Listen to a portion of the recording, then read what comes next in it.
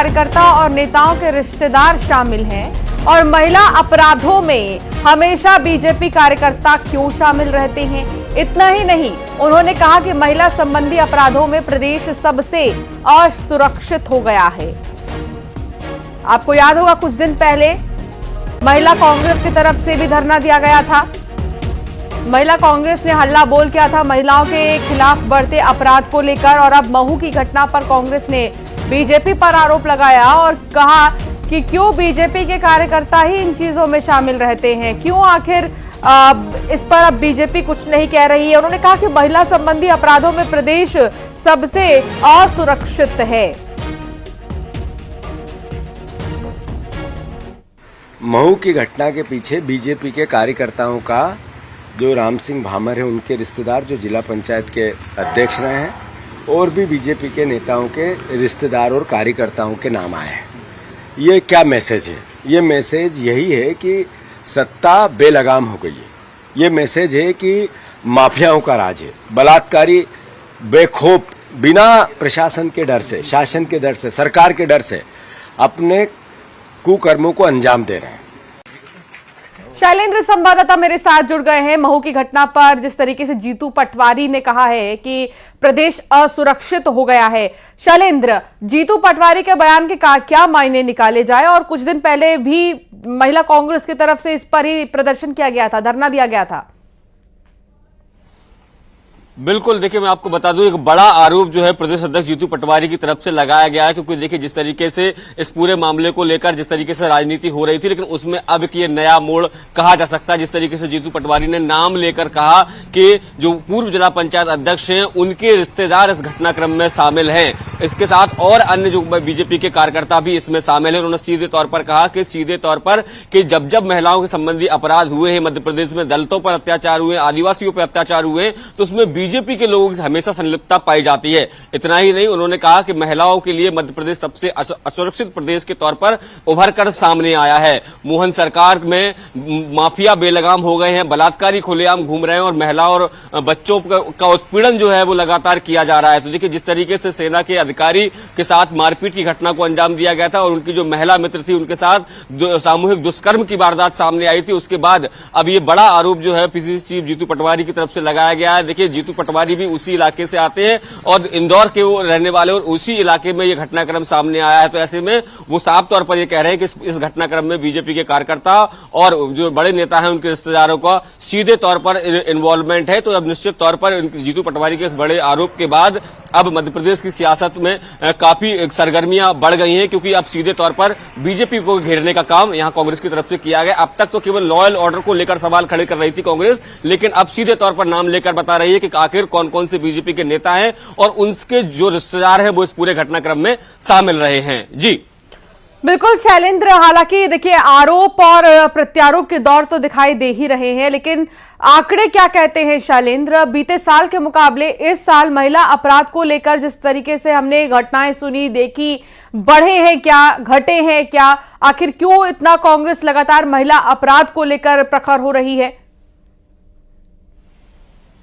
देखिए जिस तरीके से लगातार घटनाक्रम सामने आए हैं उसके बाद जो कांग्रेस है वो लगातार लॉ एंड ऑर्डर को लेकर हमलावर है। देखिए हाल ही में जिस तरीके से सागर में एक दलित महिला की हत्या की गई, उसके पहले भी हमने देखा था सागर में घटनाक्रम सामने आया। तो जो लगातार जिस तरीके से घटनाक्रम सामने आया, उज्जैन में रेप की घटना सामने आई, आदिवासियों के साथ जिस तरीके से माफियाओं के द्वारा कुचलने का काम सिंगरौली में किया गया, तो जिस तरीके से लगातार मध्य प्रदेश में दलित, आदिवासी और महिलाओं पर अत्याचार की घटनाएं सामने आ रही हैं, यही कारण है कि कांग्रेस इस सब मुद्दे को लेकर सरकार की घेराबंदी करने में जुटी हुई है। और इस बात का आपने जिक्र किया, आज भी महिला कांग्रेस दोपहर 2 बजे राजधानी भोपाल की सड़कों पर प्रदर्शन करते नजर आएंगी, खासकर महू की घटना को लेकर। जिस तरीके से सेना से जुड़े अधिकारियों के साथ मारपीट की घटना को अंजाम दिया गया, और कल भी जिस तरीके से नेता प्रतिपक्ष उमंग सिंघार ने यह मुद्दा उठाया था कि जो देश की सुरक्षा करते हैं, जो देश की सेवा करते हैं मध्य प्रदेश में, अगर वो लोग ही सुरक्षित नहीं है तो आखिर आम लोगों की क्या स्थिति होगी। तो सीधे तौर पर मध्य प्रदेश में अब कांग्रेस लॉ एंड ऑर्डर को बड़ा मुद्दा बना रही है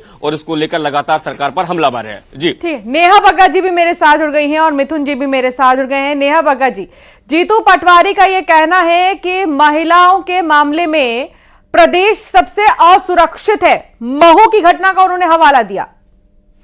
देखिए, मध्य प्रदेश ऐसा राज्य है जिसने बेटियों के साथ दुराचार करने पर फांसी की सजा का प्रावधान सबसे पहले किया है। और एक नहीं, ऐसी अनेकों मिसाल हैं जहां पर zero tolerance Bharatiya Janata party की सरकार ने स्पष्टता के साथ लागू करके दिखाई है क्राइम के अगेंस्ट में। डकैत, गुंडे, बदमाश, माफिया और इस प्रकार के जो अपराधी हैं खासतौर पर उनको लेकर जीतू पटवारी वही है ना जो कहते हैं कि 100 रुपए लेकर महिलाएं पोखरी में रख लेती हैं और बिक जाती हैं। जीतू पटवारी वही है ना जो महिलाओं को लेकर अभद्र टिप्पणियां करते हैं। जीतू पटवारी वही है ना जो मुरली मोरवाल पर मुंह बंद करके रखते हैं। मुझे लगता है कि शर्म आनी चाहिए जीतू पटवारी को कि संवेदनशील होने की बजाय वो ऐसे घिनौने अपराध पर राजनीति कर रहे हैं और अनर्गल आरोप लगा रहे हैं। जीतू पटवारी को अगर वाकई में पार्टी का ठप्पा लगाकर उस पे कार्रवाई का इतना शौक है तो मुझे लगता है कि सुनील सराफ से लेकर मुरली मोरवाल, जो करण मोरवाल के पिताजी हैं, जिनको टिकट दी, मुरली मोरवाल जिसको आंखों पर बिठाया, प्रियंका गांधी जिसको सुनाई देना बंद हो गया था प्रेस कॉन्फ्रेंस में, उस पर कुछ करना था। सज्जन सिंह वर्मा जब रिप्रोडक्टिव सिस्टम का मजाक उड़ा रहे थे तब मुंह खोलना था।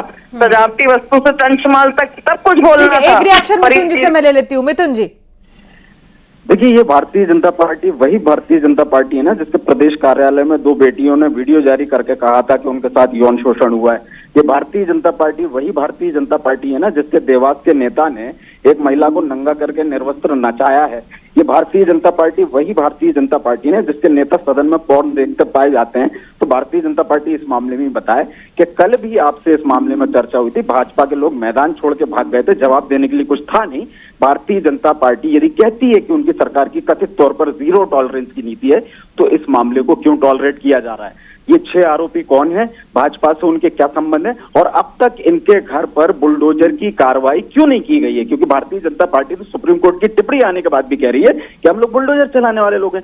सेना के लोगों के नाम पर वोट मांगने वाली भारतीय जनता पार्टी सेना के अधिकारियों के साथ, उनके मित्रों के साथ ऐसी घटनाएं हो जाती हैं। एसपी इस बात का जिक्र अपनी बयान में करती हैं और भारतीय जनता पार्टी की तरफ से अब तक कोई भी पुख्ता कार्रवाई ना करना, बुलडोजर को पंचर कर देना, बुलडोजर को कहीं बाहर भेज देना, ये बताता है कि भारतीय जनता पार्टी इन आरोपियों को बचा रही है। ऐसे किसी भी प्रयास का हम विरोध करेंगे और भारतीय जनता पार्टी के ऊपर भारतीय जनता पार्टी की ओर से ये बताया जाए कि जीतू पटवारी जी ने जो आरोप लगाए हैं भाजपा से इनकी संलिप्तता के, उसमें क्या भारतीय जनता पार्टी उनके आरोपों को प्रमाण सहित प्रेस कॉन्फ्रेंस करके गलत साबित करेगी? अगर नहीं करेगी तो कल तक भारतीय जनता पार्टी कल से ही इसके आरोपियों को बचाने की क्यों कोशिश कर रही है? उनके नाम सार्वजनिक क्यों नहीं कर रही? उनके घरों पर बुलडोजर क्यों नहीं चला रही? इस बात का जवाब भारतीय जनता पार्टी को देना चाहिए। नेहा जी, एनसीआरबी के जो आंकड़े कहते हैं कि 5वें नंबर पर एमपी है महिला अपराध के नाम पर, उसको तो नकारा नहीं जा सकता। देखिए, एनसीआरबी के आंकड़े तो राजस्थान पे भी बहुत कुछ कहते थे और कांग्रेस पार्टी ने मुंह में दही जमा के रखी। मध्य प्रदेश कम से कम वो राज्य है कि 0 एफआईआर यहाँ पर लॉन्च की जाती है। एक 15 महीने की कमलनाथ जी की सरकार आई थी, मैं आपको उस 15 महीने के सैकड़ों प्रकरण बता दूंगी जो आपको इंटरनेट पर भी दिखाई देंगे। पर उस समय की जब आप एफआईआर की कॉपीज देखेंगे तो आपको प्रकरण वहां दिखाई नहीं देंगे क्योंकि एफआईआर दर्ज ही नहीं होती थी। तो मूल अंतर ये है कि एक, कांग्रेस पार्टी झूठ बोलने में टूल किट एजेंडा चलाने में माहिर है। नंबर 2, कार्रवाई के लिए एफआईआर से लेकर तत्काल जो पुलिस की पूरी प्रक्रिया है वो उन लोगों के ऊपर कार्रवाई कर रही है जिसने इन घटना को अंजाम दिया है।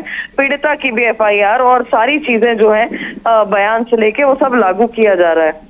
और दूसरी बात, कांग्रेस पार्टी सबसे पहले और खास तौर पर जीतू पटवारी, जिनकी मानसिकता स्वयं महिलाओं को लेकर अभद्र है, घिनौनी है, कम से कम नैतिकता के आधार पर इनको कोई आधार नहीं मिलता, कोई अधिकार नहीं मिलता कि टिप्पणियां करें।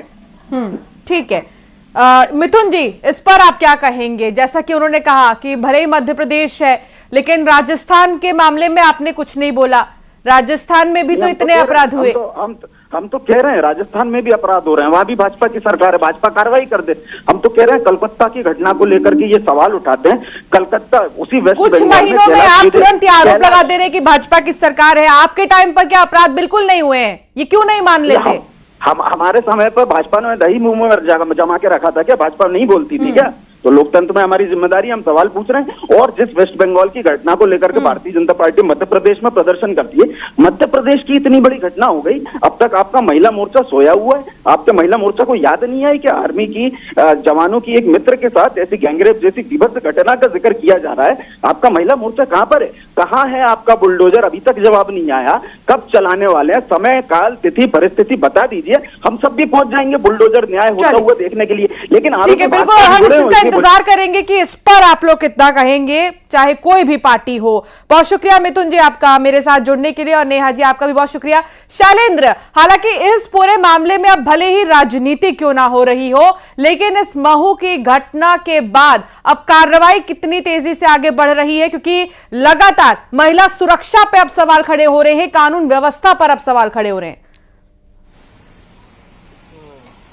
देखिए, बिल्कुल आपने ठीक कहा कि जिस तरीके से जो महू की घटना सामने आई है उसके बाद सुरक्षा व्यवस्था पर भी सवाल खड़े हो रहे हैं, पुलिस की कार्यप्रणाली पर भी सवाल खड़े हो रहे हैं, क्योंकि देखिए जहां पर ये घटनाक्रम हुआ वो एक पर्यटन स्थल है, पर्यटन स्थल पर लोग घूमने जाते हैं, और अगर वहां पर इस तरह की घटनाएं हो रही हैं तो ये अंदाजा लगा सकता है कि वहां पर कोई सुरक्षा के इंतजामात नहीं रहे होंगे। हालांकि इस मामले में आरोपियों की गिरफ्तारी हुई है, उनसे पूछताछ की जा रही है, बाकी आरोपियों को भी की गिरफ्तारी की पुलिस जो है वो प्रयास कर रही है। जो आरोपी पकड़े गए थे कल उनको कोर्ट में पेश किया था, और 5 दिन की वो पुलिस रिमांड पर भी हैं। तो रिमांड के दौरान जो है वो उनसे लगातार पुलिस पूछताछ कर रही है, ताकि जो बाकी के जो आरोपी फरार हैं उनको जो है वो जल्द से जल्द गिरफ्तार